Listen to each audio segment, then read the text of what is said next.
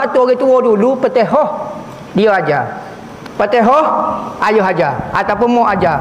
Orang lain ajar selain pada surah Fatihah. Sebab Fatihah ni ibu segala amal dan kita semaya wajib baca Fatihah.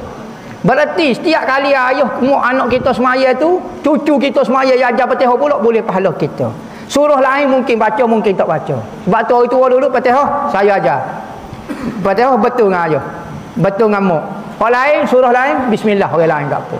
Kelebihan besar mengajar surah Fatihah.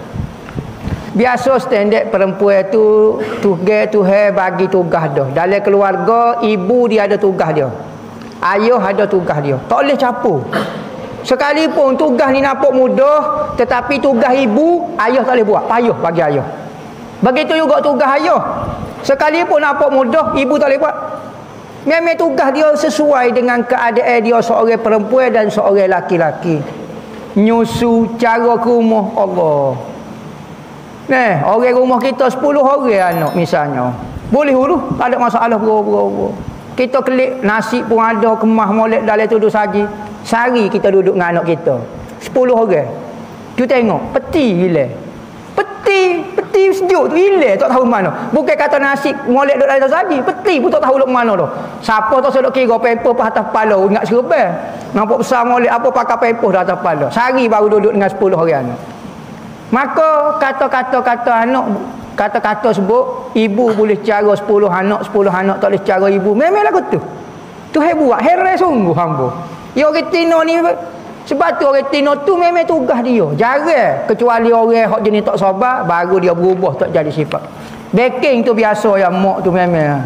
Sebab dia duduk lama dengan anak. Kita klik sebentar cuik-cuik, saya pun kita tidur. Dia balik sana saya saja ping putih ngacak dinding kawan tu dah gerak hok ni persipeh hok ni korban hana korban ni gitu gisipeh dapur korban luar tamu pula gisipeh luar tamu nyo gantung kipas pula tidak kau gila jadi orang Tino dia memang dah minat dah dengan lagu tu keadaan suasana dia memang dia bisa dalam bab tu jadi kena ingatlah mentarbiah anak ini adalah pahala kebajikan bagi kita. Kita wi agama ke dia. Kita dia pandai baca Fatihah, dia semaya betul. Siapa mati dia semaya tu boleh pahala kita tu.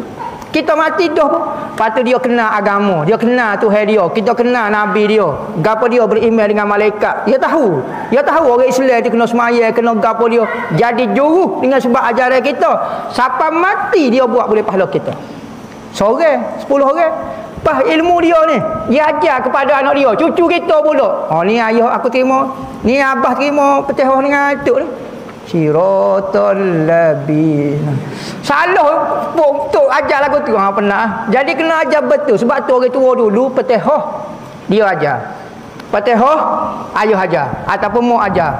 Orang lain ajar selain pada surah Fatihah. Sebab Fatihah ni ibu segala amal dan kita semaya wajib baca Fatihah.